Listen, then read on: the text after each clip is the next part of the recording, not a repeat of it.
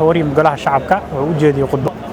حوار بحين كسينا يشركة دوسمريب 2 وحنا وكلا سو كل ماي إيو دوسمريب 3 وهذا اللي بلنسيا شيء طبعا كبيش أي هادين لسقوطة دوسمريب لقونا هالشيء عنان دورشوا وذلك كدعة سنة كلا بكون لاتن يكو مدعوينو عطسالة وساقاتي شركة بيدبو لقوه الشيء هذا كور شرعي دورشوا إنك قارنك قلياش برلمان كإمال مريان ذلك عن دورشوا في عضو إنك كدعو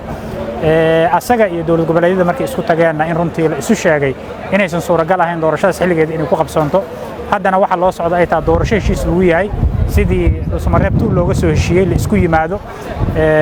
dalkana doorasho laga qabto wixii aan hadda kula soo heshiiyay madaxda dawlad goboleedyada shirka ka dhacay Soomaaliyeedna inuu baarlamaanka ku soo celinayo madaxweynuhu ballan qaaday waa rajaynaynaa runtii arrintaas inay meel mar noqoto sida hadda muuqata doorasho qof iyo coda dalka kama qabsoomi karto waxa la aado waa doorasho heshiis ugu yahay oo dalka ka dhacda sida la socoteen golayaasha sharci dejinta iyo hay'adda fulinta muddaxileedkoodu waa afar sano 27 December waxa ku golayaasha sharci dejinta 7 February waxa ku eg madaxweynaha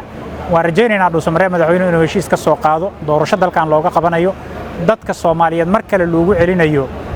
awoodoodii ahayd inay doortaan dadkii siyaasadda ku matali lahaa soo doortaan golayaasha sharci dejinta kadibna ayagu ay doortaan hay'adii fulinta oo madaxweynaha iyo xukuumaddii intaba ay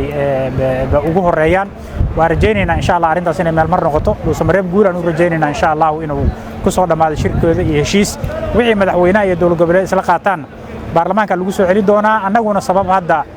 loo baalmaro wax heshiis lagu yahay oo doorasho dalkan looga qabanayo ma jirto waxaan rajaynaynaa insha Allah in lagu ayido ayadana aad iyo aad u mahadsantahay